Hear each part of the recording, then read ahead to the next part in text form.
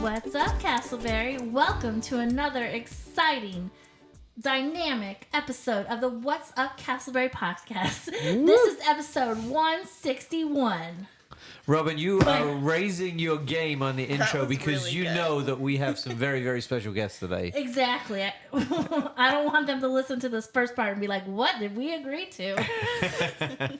All right, so we do have some special guests coming up later, but we have some special people around the recording table with us today. Let's continue this conversation about special.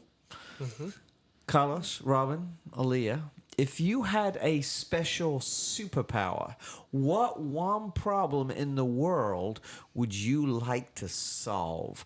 And let's start that icebreaker with Carlos. All right. If I had one special power, what would I we know like to you've got solve? many. Yeah, for sure. I think I would want to solve, or the power would be somewhere along the lines of just communication and helping people communicate with each other in an honest and earnest way. I feel like so many of the issues we have is because people don't communicate, don't have empathy, and I think when you can get the other side of the person's story, you can have more empathy towards them. Very true. So the being on this podcast is your superpower because you get to communicate. Exactly.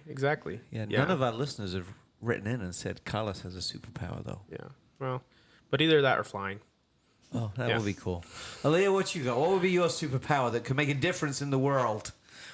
I feel like this is kind of cliche, but I would just like to solve world hunger, if I'm being honest. I think everyone deserves... Is that what you said when you were Miss America? Yes. Okay, because I think I've heard that before. I think everyone deserves a fresh meal, warm meal, and everyone... If I could also solve homelessness, that would be really important to me, because I think everyone deserves a bed to sleep in. And those are two things that I want to fix, or at least help out with in my local community. You are a big-hearted lady. I love that. Robin, what about you? You're a woman of many superpowers. I would like to be a super villain and counteract. Oh, my goodness. I would like to solve my own problems. Which is a full-time job on its own. Exactly. Or, mind control and have men hand over their wallets. Just men, though. Just a man. Oh, Okay. well, okay. I mean, that's not too villainish then if it's just the... I'm a girl's girl. Yeah, I think probably maybe the three of us, Carlos, Aaliyah, and myself, we could put our superpowers together to help Robin. Yeah. And maybe we'd be able to take a swing at it then. I was going to But, say, if I defeat Robin. What's your superpower? I don't know what it would be. I think if I had one, it would be a way like Carlos to communicate and to let people know that they are more valuable than they realize. Because I think so many of the relational problems we have are people not realizing their worth and their value. So I don't know what you call that, but that's probably what I would do. All right, let's move on to Casselberry in the news. Maybe this is old news now at the time of release, but we still want to talk about it. We had a local election a few weeks ago, and we will have another election coming up very soon. And there was some changes in the Casselberry community that happened. Two things of note that we want to bring your attention to. First of all, we have a new commissioner. Now, we knew we were going to have a new commissioner because the sitting commissioner was stepping aside, and we want to thank him, Commissioner Albritton, for his service to our community. But we had three candidates to run for his open seat, and we had one winner, and his name was Thomas Kirk. You may have seen some of his signs around town. He is in the south side of Casselberry, I believe, and we're looking forward to him getting embedded into the commission, into our community, and sharing his wisdom, leadership, and stewardship with us. Any thoughts about that part of the election? No, I thought it was cool watching the numbers roll in and seeing who was winning, and I'm a sucker for that kind of stuff. Me Like too. on Do you stay up like all night on election night? Yeah. Me too. Absolutely, I love I it. don't Yeah. sleep. Did you say you do? I don't sleep. Oh, Yeah. you just stay awake and watch it. Stay awake It's and watch it. fascinating, isn't Yeah. it? Mm-hmm. Yeah. We should have like a What's Up Casselberry meet-up. A watch party. Watch party. Live coverage. Yeah. Because you see the precincts, 53% reporting, 60% reporting, 65% reporting. And then it stays there for like 3 hours, and then it's like 97% reporting. You're like, all right, cool. I like when it's like, oh, it's going this way. No, it's going this way. Yeah, exactly. So as well as some commissioner changes, we also had some amendment changes. And I am just pulling it up on my computer, and it has zeroed out the results. Yes, the link is not working. It is dead. So, But I do have them up. Yeah, if you go to voteseminole.gov. Oh, okay. Talk us through them then, Carlos, if you are there. Yeah, so Amendment 1 was a no from people. That was the term limit increase for the commissioners. Which is currently at 3, and I think they were looking to increase it to 5. Yeah. Mm-hmm. And then... I actually voted the other way on that. Did you? Yeah, because I think there was a lot of votes against that because of the national narrative. But I think at local level, once you have knowledge of a local community, we don't want to waste that. Yeah, but they are, I mean, and I agree with that. They are able to run again after they've taken a break, right? Because it's consecutive terms. I think so too. Yep. And of course, the whole conversation about term limits is a 4-year term limit anyway, because you don't just get to stay for 3 terms. You have to be voted in every 4 years. Yeah, exactly. Amendment 2 was approved. That's the one to be able to, if a commissioner misses 4 regularly scheduled meetings, if their conduct can be reviewed. Yeah, I'm glad that passed, because the commissioners are representatives, and if they're not showing up, then they can't be speaking and advocating for the things that are important to our community. Exactly. Do you want me to go through all of the amendments, or let's just give people a web address, because we could be here all night on this. Exactly. And we've got some really cool guests that we want to get to as quickly as possible. All right. Voteseminole.gov. Voteseminole. Voteseminole.gov. Yes. Aaliyah, do you have any thoughts on that? I was dominating that conversation. No, I mean, I think it's really important to get out there and vote. It's a way to make a difference. And if you really do care about something, the best thing that you can do is vote on it. I did want to share, actually, I think we had like a 17.7% voter turnout. In Seminole County.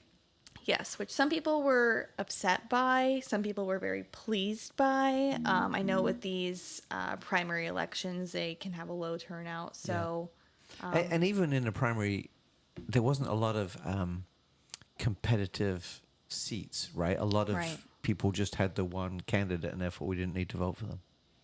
Yeah. Right. But again, 17%, we can do better. And We definitely can. we must do better at the next election. Mm-hmm. Okay.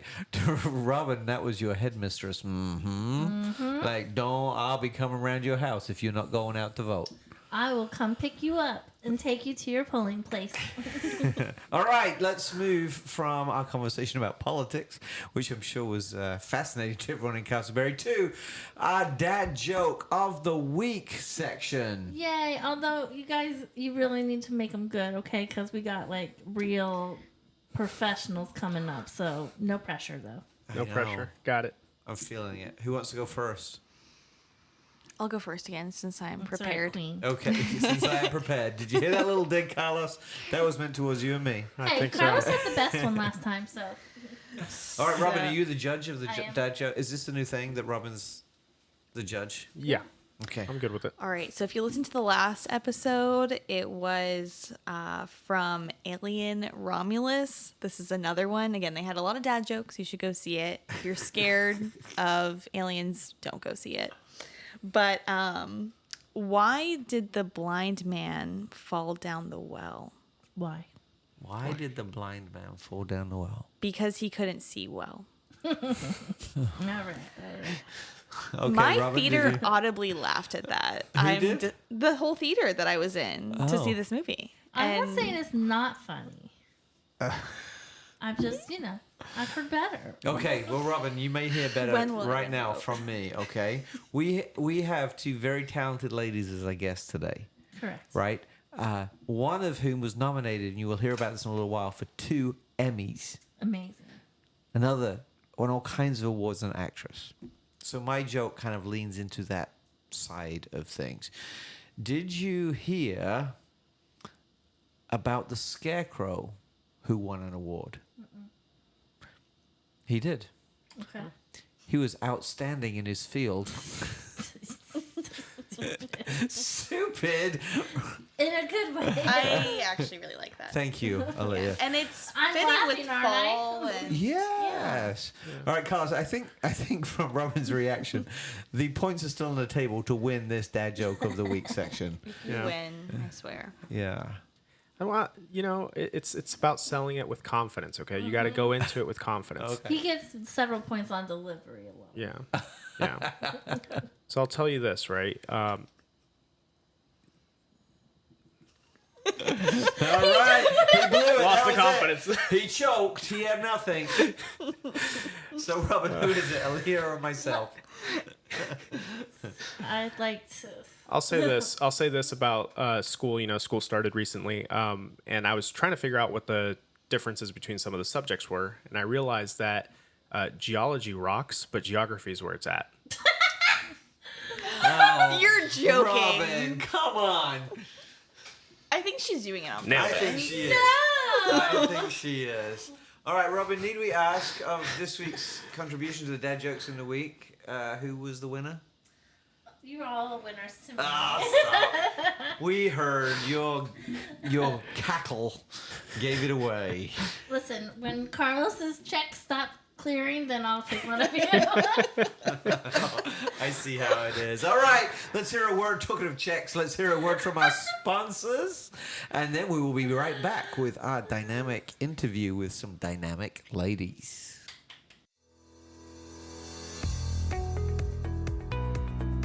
Church Together connects people together with Christ in community and for our city. Join us for worship at 200 North Triplet Lake Drive in Casselberry, Sundays at 10 a.m. For more information, visit us at ourchurchtogether.com. All right, welcome back, listeners. So now it's on to everybody's favorite part of the podcast, our interview. Today we have our guests, Beth and Justine. Woohoo! Woohoo!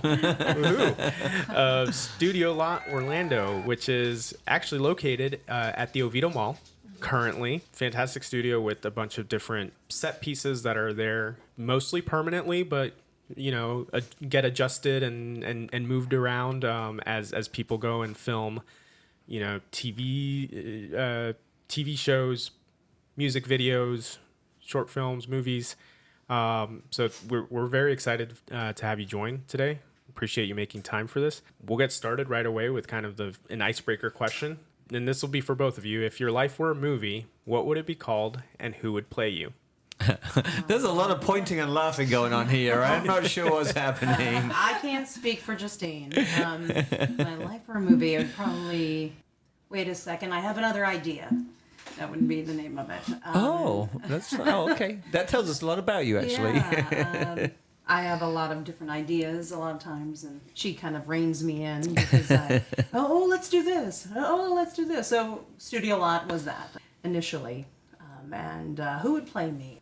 Probably the character Monica, but Courtney Cox from Friends, because she's the obsessive, like, everything has to be in an order, and we're going to get this done, and, it's definitely my personality. That also tells us a lot about you, too. Yeah. Absolutely. Yeah. That's great. What about you?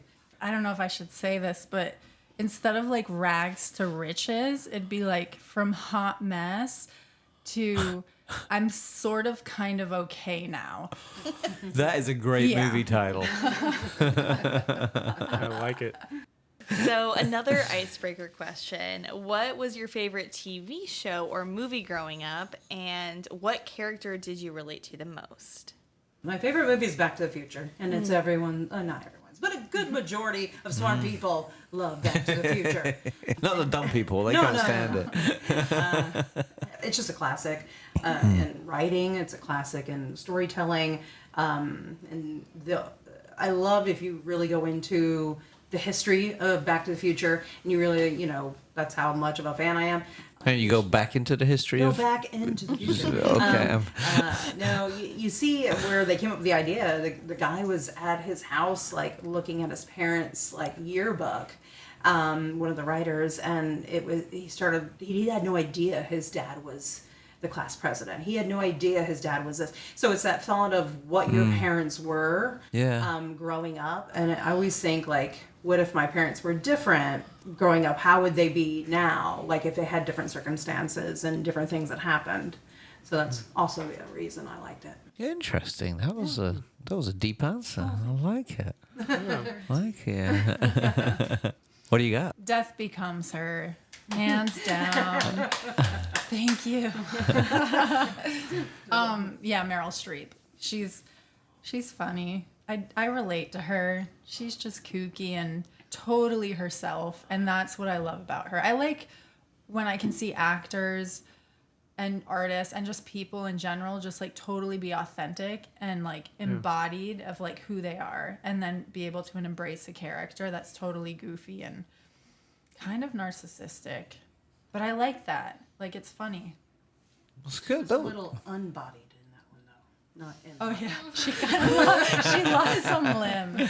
Oh yes, it was good. It was a good movie. So we asked those questions because obviously LA is the home of movies and TV and production. You both spent some time in LA and elsewhere, and now you've chosen to make Central Florida your home. Why Central Florida? This podcast. Really? Two of us here. We are big in LA. And so I was born and raised here. Okay. And so I was in LA. Fortunately, families get older, and of course, most elderly families live in Florida. So thus we came back down to help take care of family, and realized we were like using our home, to do things like to film and trying to create sets and do different things, and realized, unlike in LA, there was not a place to film. Sure. In LA, like every town's got a little movie studio kind of set up, not just like the white and the green screen, but where the whole built sets where you can go in and there's a hospital, there's a classroom, there's a jail, all the things you need without trying to find different locations and stuff. So in 2021, right after COVID, we took a risk and rented an office building downtown Orlando and built 4 or 6 sets, just a small amount. Yeah, we had interchangeable sets. Yeah, and they could change into different things. I think 9, because we interchanged. Oh, them. yeah. So then from there, we went to Longwood, had a warehouse. Okay. We went to 4,000 square feet then and built 15 different sets.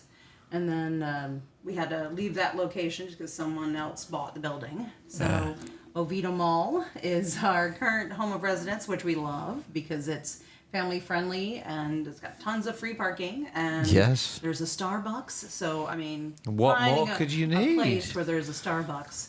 I'm trying to get you free merch here, guys. And, I think they listen too. They listen too. I mean, some shows just play it on repeat. Some stores, yeah. But there's a Starbucks and there's massage chairs right outside our studio door. So it was a good fit for us, and so that's how we got there. I love it. Yeah. Now, Beth, you're a 2-time nominated Emmy producer. Justine, you're an award-winning actress and filmmaker. Can you share with us kind of what work you're each most proud of? Can I just say, this is a big deal to us that you're here. We have never had anyone this famous on a show. Yeah, I was like, And all 16 why are they of, sharing a mic? and all 16 of our listeners will just be in awe right now. Well, I'll let Justine tell you about her work. I'm part of a local improv troupe, and I love it. It's a lot of fun. We do a lot of shows, and I just like improv. But other than that, I recently wrapped a series regular in a show called Spilled Paint, and that's going to be released in the fall, October-ish or November, on Tubi and potentially some other streaming platforms. I'm really proud of that work because I really related and resonated with the character. So for me, like, I went a little bit of method. I did a little bit of Chekhov. Like, I kind of incorporated and really found like a process for myself in that process. And I think for me, that's the most rewarding experience, is truly using my art as my voice. Yeah. And it's about art. It is. And I'm an artist in it. Oh my God. Thank you. Yeah. Yeah. I love it. Yeah. And I mean, I obviously had a great opportunity when I was in LA to produce for its time, a very unique series called Eastsiders. You can find it on Netflix, and that's the one that I was nominated for 2 different seasons. And it is about the LGBTQ community on the east side of LA, but not just that community. There's also straight characters in it. Actually, Constance Wu is in it from Crazy Rich Asians. She was like getting fresh off the boat right at the end of our season, and then got Crazy Rich Asians. So, we got some incredible talent on there. Ben Francis, the writer and director, Kit Williamson, was amazing. Him and his partner John did a great job bringing the community together, getting some really good talent in there. And so we got very lucky because it was such a niche thing at that time. There wasn't a lot of, that kind of thing out there. So I was very lucky to be in that inner circle. That sounds like the speech you would have given if you'd have won the Emmy. Maybe, I don't know. I knew once we were sitting in the back, we weren't winning. For listeners that don't know what studio lot is or what a set would look like, describe it for them, and then what inspired you to start it? Sure. I mean, I think the thing with a lot of rental facilities in Florida are, you can get that white screen, that green screen, kind of blank slate, right? You have to create your own thing. You have to bring in all your props, all your set pieces, all your lights. With us, we have lights that are free to use when you go in, and all the set deck is there. So it's not just a hospital bed. It's a hospital bed that has a heart monitor, has a blood pressure machine, has an x-ray machine, like all the things that, and the orthoscope to look in the eyes, the nose, the mouth, to get those shots where the light is shining into the camera and everything. Those little pieces that take it to the next level, that give it what they call production value. So that's not just, I can tell that was made in their living room, where it gives it that next level where people are like, oh, that's really a hospital. Oh, that's really a bar. Like our bar is one of our top things. Justine was very instrumental in, I have a sense of set design, but Justine, working in the field, she was like, no, that would never happen. No, that would never happen. And we had being, working in the service industry herself, she was very instrumental in the pieces that needed to go into the bar itself that make it real. So that's our thing that we're known for, is that they look really real. And once you put them on camera, that people don't know unless they've seen multiple movies. And there's a company called Orlando OIF, Independent Filmmakers. Orlando Independent Filmmakers. Yeah. They film a lot at our studio, so at their big film festival, people know because so many of them come to us. So it's like, that's Beth. Okay, that's the studio. But in the big wide world of things, a lot of people wouldn't know. And we used our sets for Spilled Paint, and made an FBI office. At our old studio, we brought a van in and did that surveillance van thing where all the blue lights and you've got the screens on and everything like that. So we can move the set pieces around, make different sets. We've made conference rooms for big Congress things, commercials. ABC 2020 comes and films there. They do No a lot way. of those. Yeah, that's called shallow depth of field shots. So it's the hands on the jail bars, the recording tape on the interrogation room. You know, those kind of scenes. The Office, you know, where the guy is filling out the forms Yeah. and stuff like that. So, yeah. That's fascinating. So, who is your primary audience? Who's your customer? Who's your We client? got a camera, we got a set. Okay. I mean, our primary client is anyone who wants to film, but we get a lot of music videos because those are things that people churn out, right? Yeah. You know, music videos are popping out all the time. Yeah. But our, you know, we do get a lot of filmmakers, commercials. Spectrum just did a commercial. Actually, they used her in the bar recently. We definitely made it for like with the indie filmmaker in mind too. We keep it very budget friendly, so literally anyone can film there. But like, I don't know. I think with the independent filmmaker in mind, because we are independent filmmakers ourselves. Absolutely. Sure. That's fascinating. So like in your hospital ward, you have an X-ray machine. Where do you get an X-ray machine from? Doctor Who's going out of business. That's amazing. So you must always have your eyes open just for unusual things that can kind of add value. I mean, they do say women can shop. So. I've heard that rumor. But yes, we find things like on Facebook Marketplace and eBay and like Yeah. the hardest things are some of the equipment is very expensive for hospital stuff, like thousands of dollars. Yeah. So Yeah. it was hard to find it at a budget friendly. Yeah. Yeah. I love that though. That's great. So anyway, back to the script. Sorry, I went off script. you're That was okay. my little improv for the conversation. So lots of conversation recently about Orange County trying to attract filmmakers, artists, things like that, and the hope that that would kind of positively impact Central Florida's kind of place in the artistic landscape. What are some of your thoughts around that? What are some opportunities that you see for Central Florida and for you guys as well? Well, I can say a couple of things because we had spilled paint. It was all filmed here actually.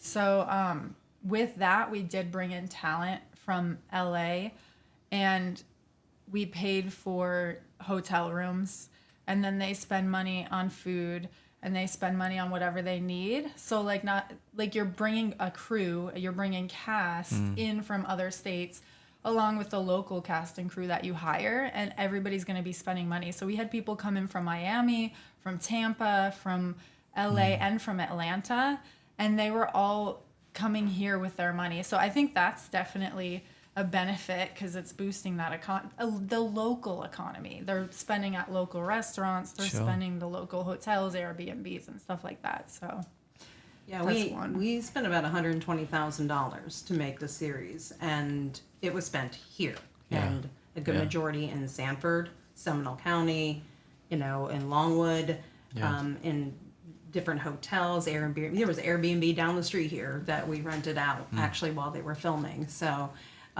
yeah, and all that money went to Sure. basically the community, and we would love. And there's the new tax incentives that are. Yeah. They're pushing through, and they just interviewed Justine on that the other day at the studio. That's cool. yeah. Yeah. I think it'd be a big plus. I mean, it makes all the sense in the world with, our climate, with a lot of the entertainment stuff that's already here. I mean, it just, makes a lot of sense. Yeah. Yeah.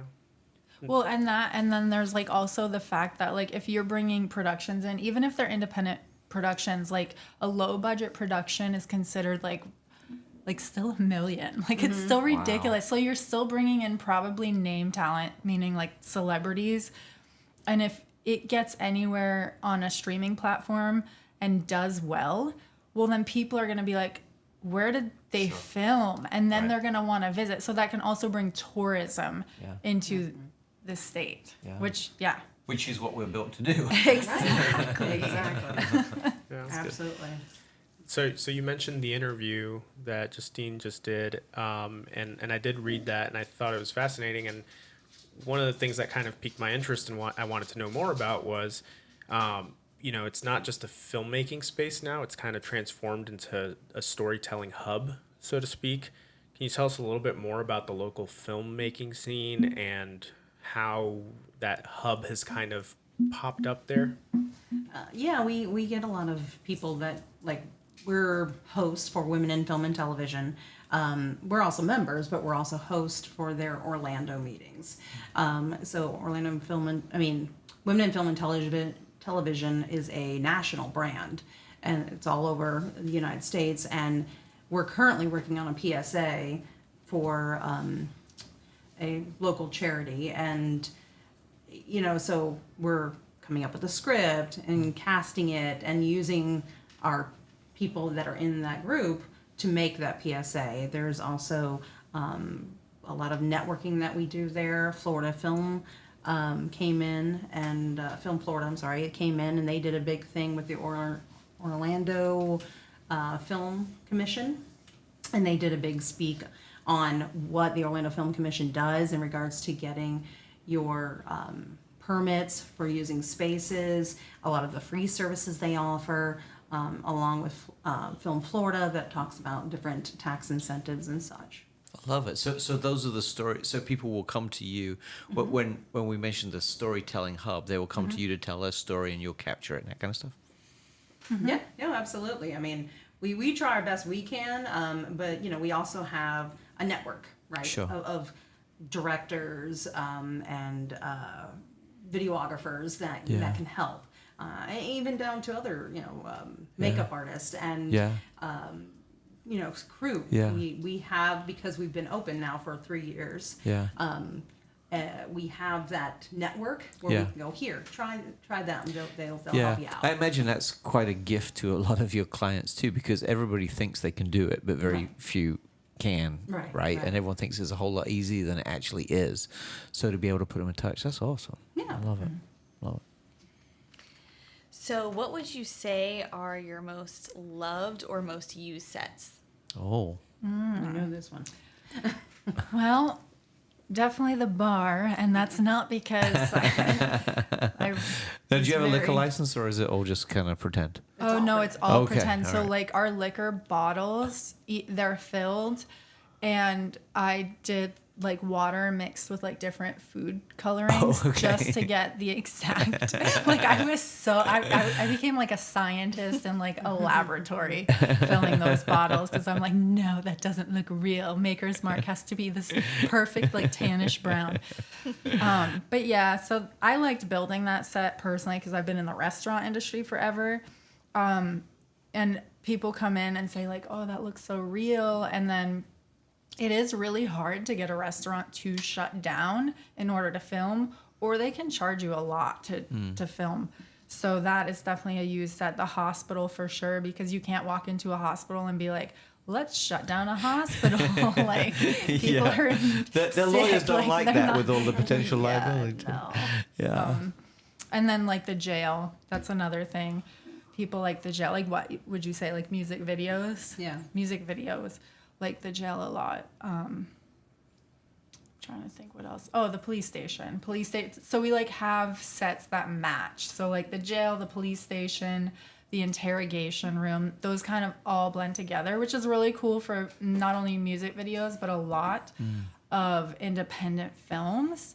Because like you'll write a scene and it's like you're in the police station, and then you'll be in the interrogation room, and then you'll be in the jail, and you can film all those scenes within like whatever time period, like a day, if you're doing a short film. That's great. Yeah, I'm it's sure really that's a very cool. attractive proposition for folks. Yeah. As well. All right. So last question. What does 5 years from now look like for Studio Lot? What's the dream? Well, I've always said the dream would be like to have like a Tyler Perry kind of landscape, right? There's a, I think there's like an old like web link place down off Ronald Reagan that I always like, oh, it's a big, huge plot of land. It's got like a parking lot and stuff like that. I mean, that would always be the dream, to have a huge space. Financially, don't know if that'll ever happen, but, we keep adding to our set. We are looking at working with another company right now that may help us do an LED wall. So the LED wall is basically like a big, huge television for those that don't know what it is. And you can insert these images that make it look three-dimensional. So not like 3D like glasses. It's just the way it's designed. It's got that shallow, that depth of field. Like, you know, when you're looking at Main Street, right? And you see the layers. An LED wall can give the illusion of that. So yes, we have a hospital, but do we have a hospital hallway that someone can walk down for a long period of time? No. But an LED wall with someone on a treadmill can do that.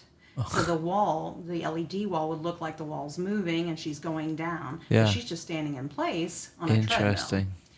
So that would, you know, is something we're looking into within the next year. That would be very cool. Yes. I- So you can do yeah. outdoors even. Yeah. So you'll be in the Oviedo Mall, but you can be in the Lord of the Rings forest. Yeah, Like, yeah. that's what And you we can you do. get to control all the variables Yeah, too, the light, anything. the sound, the distractions, that Yeah, kind and of you The don't weather. worry about rain. The weather. And, you know, Yeah. you can be outside and not worry about rain because it's Florida. Yeah. So, yeah, I mean, there's a lot of other studios that have something Yeah. of the sort. We'd be able to mix the practical sets with the virtual sets. So we can bring in that hospital bed, which is a practical set piece from the hospital, and then put the virtual set of the hospital, let's say, hallway, and be pushing that hospital bed down that hallway. Yeah.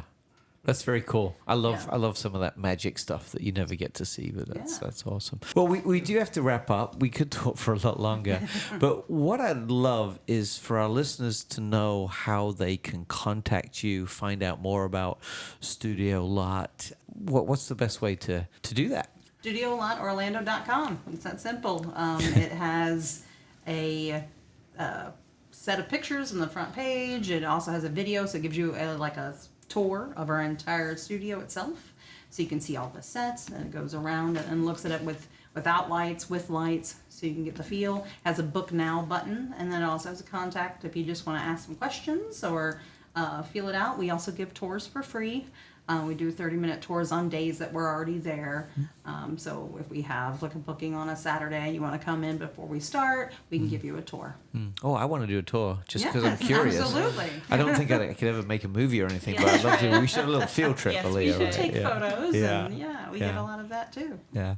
Well, ladies, thank you so much for your time Thank this you. evening. But beyond that, thank you for all that you're bringing to our community as well. I love the fact that our community is becoming more artistic. I love the opportunities that you're creating. I love the stories that you're capturing and telling. I think that's such an important part of our community life together. So thanks for moving here.